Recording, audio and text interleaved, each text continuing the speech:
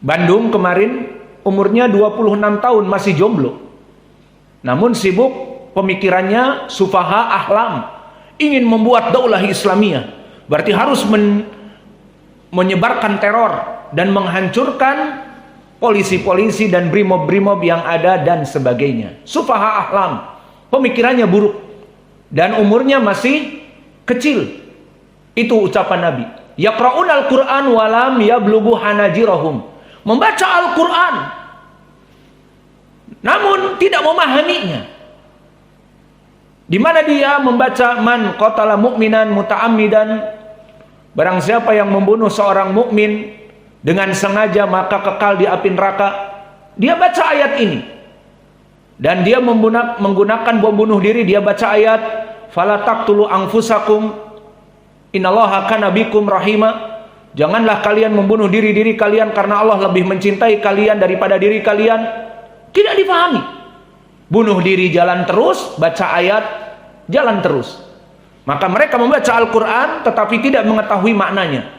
Dan mereka membunuh kaum muslimin dan membiarkan orang-orang kafir musyrik. Itu kenyataannya.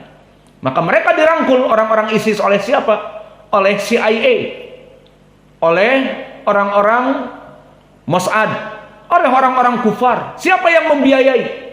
Coba ada pertanyaan besar. Siapa yang membiayai ISIS? Bom Bali dulu, bom bunuh diri. Siapa yang membiayai? Orang-orang kufar. Maka mereka membiarkan orang-orang kufar dan membunuh kaum muslimin. Maka kenapa bisa berbalik seperti ini? Itulah fitnah. Itulah tidak mempunyai ilmu, tidak belajar dengan ahli sunnah. Ya seperti itu akhirnya. Dijadikan senjata oleh orang-orang kufar untuk menghancurkan kaum muslimin dari dalam. Sehingga jadilah Islamofobi, kebencian dan ketakutan kepada agama Islam. Disebarkan Islam itu teroris. Bahkan dibikin karikatur Nabi, dibuka otaknya, rudal, bom atom dan sebagainya. Padahal siapa yang membuat bom atom? Mereka, Amerika. Menghancurkan puluhan juta di Hiroshima dan Nagasaki. Siapa yang menjadi teroris? Bukan kaum muslimin. Siapa yang genosid di Bosnia? Mereka, orang-orang kufar. Alhasil, kembali kepada permasalahan. Jika ditanyakan kenapa di zaman Al-Bukhari dan yang sebelumnya kok ada rawi-rawi yang Syiah dan diterima, itulah. Berbeda zaman bergulir. Di zaman tabi'i sedikit sekali kelompok ahlul bid'ah dan ahlus sunnah memegang hadis-hadis Nabi. Namun ada masa, terutama di zaman Imam Abdullah ibn Mubarak di tabaqah ke-8 ke-9, mulai dari itba'ut tabi'in yang kecil, fitnah tersebar. Fitnah Mu'tazilah, fitnah Al-Jahmiyah, fitnah-fitnah yang ada dari Jabriyah dan terus Qadariyah menyebar, dan fitnah Syiah dan As-Sufiyah. Maka terutama fitnah Syiah dan lahir An-Nasibiyah, lawannya dari Syiah, pembenci Ahlul Bait. Kelompok Syiah pencinta Ahlul Bait namun gulu. Dan begitu pun An-Nasibiyah pembenci Ahlul Bait. Yang namanya Ahlul Bait mereka benci.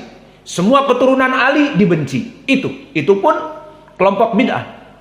Maka tersebarlah di zaman itba'ut tabi'in, muhaditsin terpengaruh dengan kesyiahan, Nasibiyah, Qadariyah dan yang lainnya, dan menyebar. Kebanyakan pada saat itu, bukan kebanyakan, banyak jumlah muhaditsin yang mempunyai pemikiran ahlul bid'ah. Maka berkata Abdullah ibn Mubarak, "Lau tarakna al-ahadits bisabab fulan Qadari wa fulan Syi'i," dan seterusnya dari ucapan tersebut, la khuribati ahadits nubuwati Rasulullah sallallahu alaihi wa alihi wasallam. Jika kita tinggalkan ahlul Iraq, dikarenakan kesyiahan mereka, dan kita tinggalkan ahlul Hijaz dikarenakan kebid'ahan mereka an-Nasibiyah, dan kita tinggalkan negeri-negeri yang lain dikarenakan kelompok ahlul bid'ah, dan mereka muhaditsin tidak kita ambil hadisnya karena kebid'ahannya, maka akan hancur hadis Nabi Muhammad sallallahu alaihi wasallam. Maknanya para muhaditsin pada zaman itu mempunyai pemikiran-pemikiran yang bid'ah. Maka kalau kita tidak mau mengambil dari si fulan ahlul Iraq karena Syiah, maka hadis Nabi akan hilang. Karena tidak ada yang memegang ribuan hadis kecuali orang-orang bid'ah ini. Maka terjadilah pada zaman Imam Ibnu Mubarak dan yang lainnya beberapa kemudahan, rukhsah sedikit untuk mengambil dari kelompok ahlul bid'ah. Di antara mereka ada yang disyaratkan dia bukan mubtadi'nya, hanya terpengaruh, seperti Abdul Razak Ibnu Hammam As-San'ani terpengaruh Syiah, tapi bukan gemblongnya. Ada juga yang mengatakan boleh diambil gembongnya kalau memang tiada lagi. Di antaranya periwayatan yang sekarang kita baca di sini dari Ubaidillah ibnu Musa bin Badam, sampai disebutkan oleh para ulama bahwa dia itu melaksanakan pendakwahan kepada kebid'ahannya. Seperti Abu Daud As-Sijistani mengatakan, wa kana muhtariqan syi'iyan. Dulu dia memahami pemahaman Syiah dan menyebarkan pemahamannya. Dan berkata Imam Ahmad, aba alaihi guluhu fi tasyayyu. Maka para muhaditsin mencela dia karena gulu kepada tasayyu'nya. Dia meriwayatkan hadis dan mengajak kepada kesyiahannya. Namun diterima hadisnya. Imam Al-Bukhari membutuhkannya. Karena apa? Permasalahan hadis lebih mulia. Maka awas, di sini butuh diperhatikan. Kenapa di zaman-zaman terutama Imam Al-Bukhari mengambil hadis-hadis dari kelompok ahlul bid'ah? Bukan dia saja, banyak. Dan di zaman tabi'in disebutkan oleh Imam Muhammad ibn Sirin, kunna fi zamanil awal qalu samulana rijalakum. Maka kami dulu jika meriwayatkan hadis di zaman dulu, di salaf, maksudnya di zaman sahabat dan para tabi'in, sebutkan rijal-rijalnya. Jika disebutkan rijal dari kelompok ahlu sunnah, kami tulis. Jika disebutkan rijal dari kelompok ahlul bid'ah, mubtadi' di zamannya, tidak kami tulis. Kok berbeda di zaman sekarang?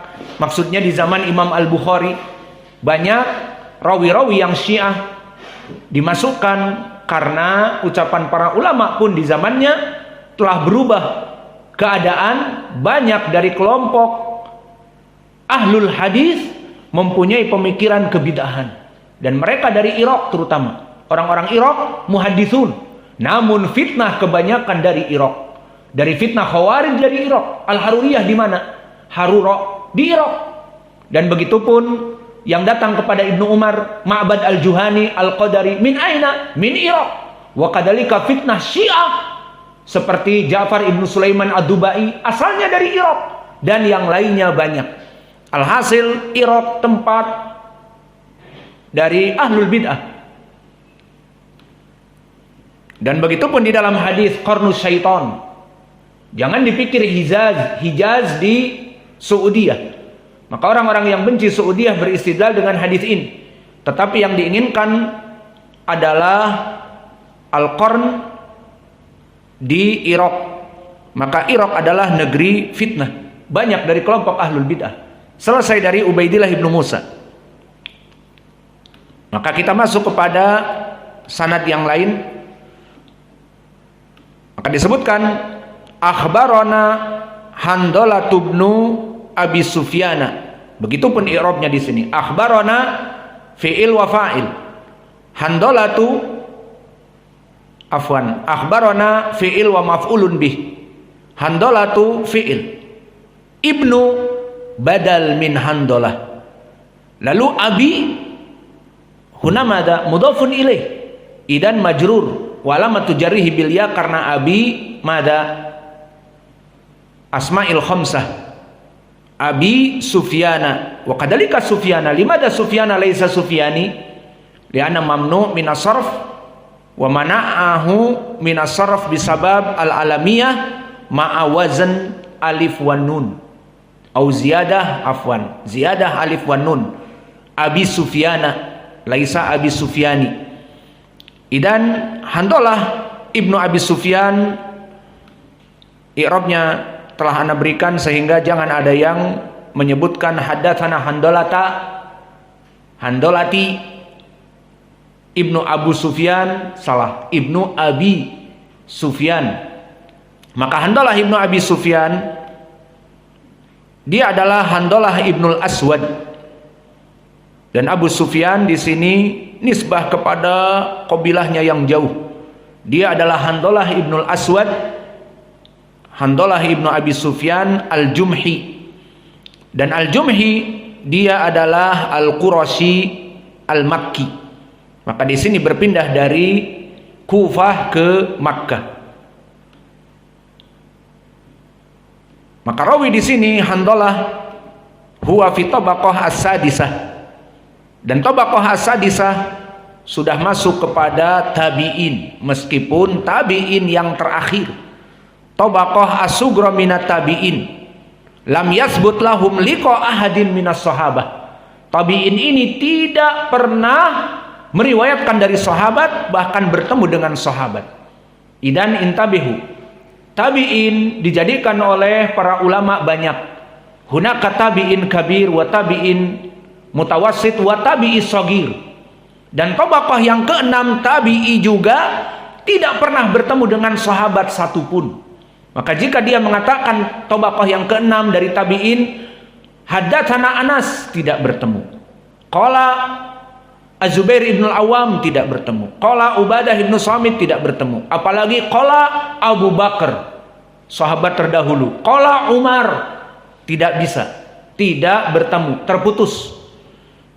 Maka tabi'i ini Handalah ibnul Aswad, dia hidup di tabaqah yang keenam, yang mana tabaqah tabi'i shagir yang tidak pernah bertemu dengan sahabat. Maka di zamannya dia hidup dengan As'as ibni Abi Sya'tha. As'as ibnu Abi Sya'tha al-Muharibi. Dan juga Hajjaj ibnu Abi Uthman al-Kindi. Dan juga Ziyad ibnu Sa'ad bin Abdurrahman al-Khurasani min athbatin nas fi Zuhri. Dan juga Khalid ibnu Yazid al-Jumhi. Dan juga Abu Mujahid Sa'ad at-Ta'i. Dan juga Abdul Malik ibnu Abdul Aziz ibnu Juraid. Untuk mudah menghafalnya, ibnu Juraid Abdul Malik ibnu Abdul Aziz di tabaqah yang keenam, yang mana dia tabi'i paling kecil, tidak pernah bertemu dengan sahabat. Maka Ibnu Juraid dan juga Muhammad ibni Abdullah bin Abi Ya'qub Al-Basri semuanya di tabaqah yang keenam. Dan Handalah bin Abi Sufyan ini, yang mana Ibnu Abi Sufyan nisbah ila jiddihi wa abuhu Aswad, Handalah ibnul Aswad Al-Makki. Maka dia rawi yang siqah, disikohkan oleh Abu Hatim Ar-Razi dan Abu Daud As-Sijistani dan Abu Zur'ah Ar-Razi dan Ahmad ibnu Hanbal dan Imam An-Nasai dan juga Ali ibnul Madini dan juga Al-Waqidi Muhammad ibnu Sa'ad, semua menyatakan siqah. Adapun Waqi' ibnul Jarrah mengangkatnya siqatun siqah. Dan Yahya ibnu Sa'id Al-Qattan mengatakan kana indahu kitab walan yakun indi mithlu sayf, bahwa dia mempunyai kitab dan kitab itu bagaikan pedang, sangat berbahaya pada zamannya, sangat bermanfaat. Dan disikohkan oleh para ulama yang lainnya seperti Ya'qub ibnu Sufyan al-Faswi dan Ya'qub ibnu